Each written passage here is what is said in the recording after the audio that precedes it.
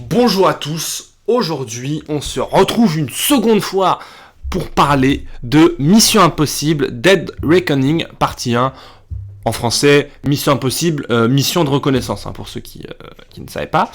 Alors, j'avais fait sur ma chaîne YouTube il y a très longtemps une vidéo sur Mission Impossible. Et je me suis refait, en vue de ce film, je me suis refait la saga en entier. Et j'ai un constat simple mais très clair. Les deux premiers Missions Impossible sont de bons films. Mission Impossible 3 et 4 sont des très bons films. Et le 5 et le 6 sont des chefs-d'œuvre. Des chefs-d'œuvre du cinéma d'action pour leurs personnages, pour la mise en scène, pour les moments comiques, pour les musiques, pour les plans, enfin pour tout. Tout est parfait. Mission Impossible 5 et 6, c'est un bonheur absolu. Vraiment, c'est chef-d'œuvre. Et donc on nous annonce, Tom Cruise, comme il sait le faire avec son public, il joue avec nous, bien entendu, pour nous promettre un film grandiose, formidable, exceptionnel, avec des scènes d'action de fou. Est-ce que c'est le cas? On voit ça après le générique. Elle a kiffé la mélo, là j'suis dans le thème, j'suis dans ça. Elle a kiffé la mélo, là j'suis dans le thème, j'suis dans ça. Elle a kiffé la mélo, là j'suis dans le thème, j'suis dans ça. Elle a kiffé la mélo, là j'suis dans le thème, j'suis dans ça. Elle a kiffé la mélo, j'suis dans ça. Elle a kiffé la mélo, j'suis dans ça. Elle a kiffé la mélo, j'suis dans ça.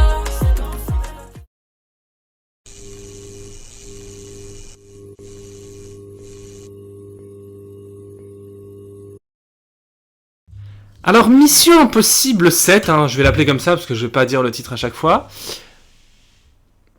Je l'ai vu hier, donc j'ai eu le temps de cogiter un peu.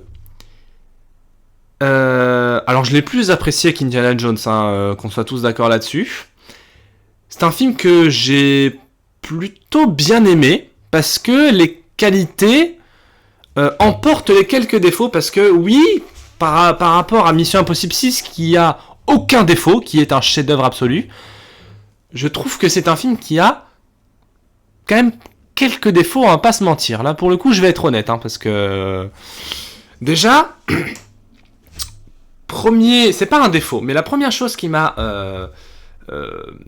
désarçonné dans ce film, c'est le rythme. Là où Mission Impossible 5, 6, même le 4, pam, ça part dans tous les sens. Hop, il se passe quelque chose à un endroit de la planète. Hop, on va en Russie pour aller faire ça. Puis hop, on va en France. Puis hop, on va au Maroc. Puis pam, ça part dans tous les sens. Là, c'est un film qui prend son temps à démarrer. Vraiment, c'est un film qui est lent. Et même les scènes d'action, tu sens que ça prend son temps pour se mettre en place. Parce que il y a de l'action, parce que c'est Mission Impossible. Mais par exemple, globalement, les scènes d'action, si vous êtes sur les réseaux sociaux, vous êtes fait spoiler dans tous les cas. Donc on a une course-poursuite en Fiat Punto à Venise. Et autant c'est une très belle scène d'action, c'est très bien monté, c'est très bien réalisé, c'est même très bien joué. Mais je trouve que c'est un peu mou par rapport aux autres courses-poursuites, quoi. Parce que, par exemple, dans Mission Impossible 4, on a une course-poursuite à Mumbai, avec des Bugatti, je peux dire que, putain, ça envoie le steak, Là, c'est un peu mou. Voilà, c'est qu'il y a des moments, le film fait 2h40, je pense qu'avec 20 minutes de moins, on avait un film super bien rythmé. Mais là, il y a des moments, mais même pas que dans les scènes d'action, il y a des moments où il ne se passe rien pendant 10, 20, 30 secondes, et j'étais en mode, les gars, vous avez oublié votre dialogue, vous êtes défoncé, vous êtes bourré, qu'est-ce qui vous arrive? Et à contrario, il y avait des moments où ça parlait tellement vite, et j'étais en mode, les gars, prenez le temps de vous poser. En fait, le film jongle entre les trucs, mais le dosage est pas bien fait, tu vois. Il y avait des moments où c'était le film d'une, c'est-à-dire qu'il y avait une caméra, mais il se passait rien à l'écran, j'étais en mode... C'est comme quand tu vas voir un spectacle de théâtre, et qu'il y en a un qui oublie son texte, et que le public le sait, et que t'es en mode, oh, faites quelque chose. Là, c'est pareil, j'étais en mode, les gars, putain, bougez-vous. Et des moments où, putain, ça allait tellement vite, je ne comprenais rien. Deuxième point, j'ai rien compris au film. Voilà. Est-ce que c'est bon pour vous? Non, en vrai, j'ai compris le film, mais c'est que, déjà, le film est hyper moderne parce que, d'un certain point de vue, le grand méchant du film, c'est l'intelligence artificielle. Voilà, c'est littéralement, j'espère avoir bien compris, les Américains qui ont créé une intelligence artificielle, sauf que l'intelligence artificielle leur a échappé à leur contrôle. Oh ben tiens, comme par hasard. Et du coup, elle commence à devenir un peu méquinte finalement. Et du coup, elle envoie un méchant venant du passé de Tom Cruise, qui s'appelle Gabriel, hein, qui est interprété par un acteur dont j'ai plus le nom, mais qui est un acteur très très bien. Troisième point, le méchant. Le méchant est assez bon, mais il est hyper sous-exploité et il est mal exploité. Dans le sens où Tom Cruise, un méchant qui vient du passé de Ethan Hunt, c'est intéressant. Tu pourrais dire, ah, je sais pas, ça pourrait être son frère, ou alors son oncle, ou alors un ancien ennemi de Mission Impossible, que Tom Cruise a tué, mais que, en fait, il est pas mort. Ça, c'est un truc qu'on a déjà vu dans les films d'espionnage, et ça marche tout le temps. Sauf que là, ils nous sortent un truc de, oui, alors en fait, c'est quelqu'un qui a tué l'ex de Tom Cruise, et en fait, il a été accusé du meurtre, et du coup, il a rejoint Mission Impossible. C'est jamais clairement dit dans le film, mais globalement, c'est ça. Et du coup, le méchant doit avoir 4-5 scènes à tout péter, des scènes où il parle très peu. Où tu sais, il arrive comme ça devant les personnages, il dit « Oui, moi je suis Gabriel et je vais avoir la clé demain et vous me ferez tout ce que je veux que vous fassiez parce que je suis le méchant. » Tu sais, il parle d'une voix un peu sobre comme ça, il est en mode « Oula frérot, toi tu sors d'un lendemain de cuite, là c'est sûr. » Parce que... Autant, tu vois, genre... Comment dire ? Mission Impossible, c'est jamais une série, une saga, contrairement à James Bond, qui a accordé de l'importance à ces méchants. Il y a des bons méchants, c'est pas ce que j'ai dit. Mais c'est pas là où ils vont mettre le point, tu vois. Par exemple, chez James Bond, quand on a tel ou tel acteur qui joue le méchant, on se dit « Ah putain, ça va être incroyable !» Là, bon... À part dans le 5 et le 6, où il y a un super méchant qui est vraiment le plus gros point fort du film, bah là, c'est pas le cas, tu vois. Là, le méchant, il est sous-exploité. Troisième point, les dialogues. Mon Dieu, les dialogues. Alors, globalement, les dialogues tiennent la route, hein, parce qu'on est dans un Mission Impossible. Mais t'as des moments... je ne comprenais rien à ce qui se disait, parce que... Donc, je vous fais simple. Donc, l'intelligence artificielle, le code source de l'intelligence artificielle, qu'on appelle l'entité dans le film... donc son code source est dans un coffre-fort dans un sous-marin qui a coulé au large de la mer Ibérique. Ok. Ce coffre-fort s'ouvre avec une clé qu'on peut séparer en deux. Voilà, une clé en forme de croix. Ok. C'est bon pour vous ? Donc cette clé, c'est le MacGuffin qui est recherché par tout le monde dans le film. Alors, petit point cinématographie, un MacGuffin, c'est un objet, matériel ou immatériel, qui a de l'importance pour les personnages et pour le scénario du film. C'est les pierres d'infinité, c'est les objets que recherche Indiana Jones, voilà, c'est ça un MacGuffin. C'est un truc qui a été défini par Alfred Hitchcock, pour ceux qui le savent. Donc bref, je reviens au film. Et du coup, on commence le film, Tom Cruise a donc une partie de la clé, enfin la première partie, et donc tout le reste du film, ça va être trouver la deuxième partie. Et donc, à partir du moment où on a la veuve blanche, donc Vanessa Kirby, qui est la femme la plus belle du monde, hein, ça on est tous d'accord là-dessus, on a donc Ilsa Faust, Ethan Hunt, Hayley Atwell, qui s'appelle Grace dans le film, la femme de Captain America, pour ceux qui connaissent, Peggy Carter, Captain Carter, voilà. Le méchant et la veuve blanche. On a ces 5 personnes. Bon alors, je mets Tom Cruise et Ilsa Faust dans le même truc, puisqu'ils sont ensemble. Et donc, ces 4 camps, 1, 2, 3, 4, 5, ouais, je sais plus compter, hein, vraiment, voilà. Donc ces 4 camps recherchent la clé, chacun pour des raisons différentes. Sauf que je n'ai rien compris de qui veut quoi, pourquoi. Donc, le seul truc qu'on sait, c'est que Tom Cruise, enfin l'équipe de Tom Cruise, veut retrouver la clé pour péter l'intelligence artificielle, parce que voilà. Grace veut la clé, ne veut pas donner la clé, enfin je sais plus trop, parce que j'ai rien compris, parce qu'elle a été engagée pour trouver la clé. La veuve blanche a été, en finale, elle a été engagée par un mec de la CIA pour trouver la clé. Attends, mais en fait, je suis en train de faire une vidéo, mais je ne comprends, j'ai rien compris au film. Bref, c'est incompréhensible. Vous voyez, même à l'expliquer, je ne comprends pas. Ça n'a rien, ça n'a pas de sens.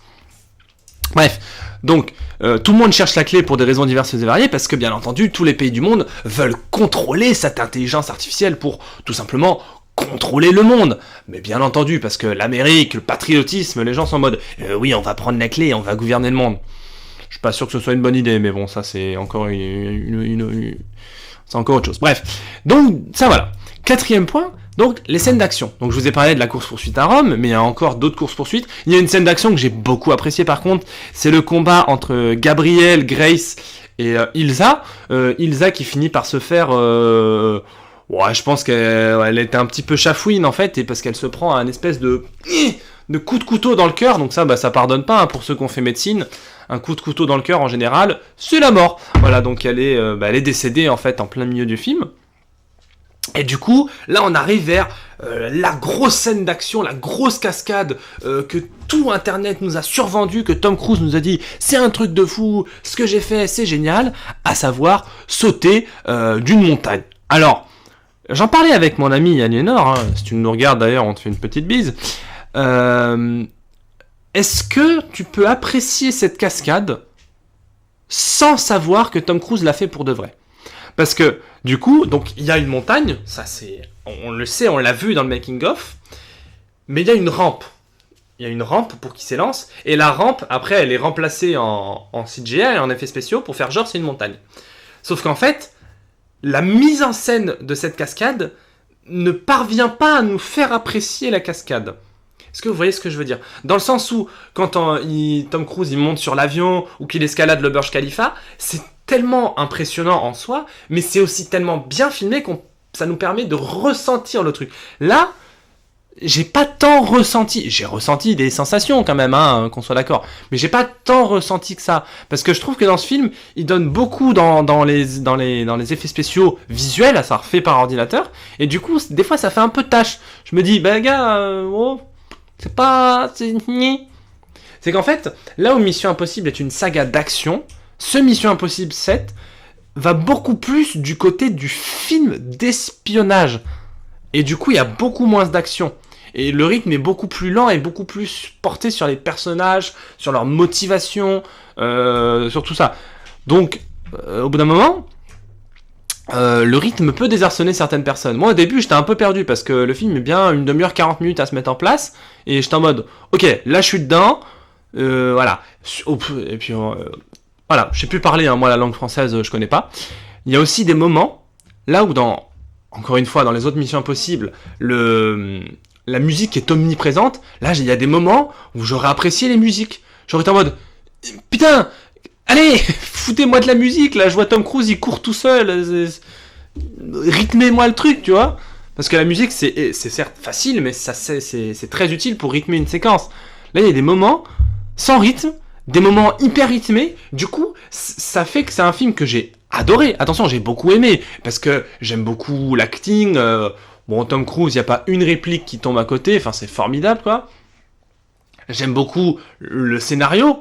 Je trouve que le côté, en 2023, mettre l'intelligence artificielle, c'est hyper moderne, c'est hyper intelligent. Puis même, les personnages me plaisent. La mise en scène, bon Dieu. La mise en scène, à part sur les séquences que je vous ai dit, elle est incroyable. T'as des plans, t'as des idées de photographie, d'éclairage qui sont exceptionnels. Les acteurs n'ont jamais été aussi beaux que dans ce film. Bon, vraiment, Peggy Carter, voilà, moi de toute façon c'est ma femme, donc il y a pas de... Voilà. Mais elle est exceptionnelle, ce personnage. Moi je suis très content de l'avoir dans Mission Impossible. Pomme Clémentieff, j'aurais aimé voir 1200 scènes avec elle, parce que elle c'est une actrice de film d'action, justement. Elle fait du kung-fu, elle fait des arts martiaux. Là, elle fait rien. Donc bon, c'est bien dommage, mais on fait avec. Donc voilà, tout ça pour vous dire que c'est un film, parce que là on est à combien ? On est à 45 minutes d'enregistrement, bref. C'est un film qui est très bon. Attention, c'est un film qui est très bon, mais qui a des problèmes de rythme, ce qui fait que le film est un peu bancal à certains moments, et que je me dis, c'est dommage. Et surtout qu'il y a des longueurs qui se font ressentir. Vraiment, il y avait des moments, j'avais l'impression d'être devant le film Dune, quoi, sans déconner, c'est terrible. Hein. Mais bon, ça reste évidemment largement supérieur au film Dune de Denis Villeneuve. Je ne sais même plus comment s'appelle ce film. De quoi ? Dune 2 dans 3 mois? Non, c'est pas possible. Non, non. Non, non. Non. C'est pas possible. Arrêtez avec ce film. Je ne veux pas aller voir Dune 2. C'est ça. J'en peux plus. Bref, bon, en tout cas, tout ça pour dire que la semaine prochaine, il y a Barbie et Oppenheimer qui sort et que ça va être super. Allez, peace et longue vie aux Avengers. Ah oui, parce que vive Marvel, vive Captain et vive la vie. Allez, peace.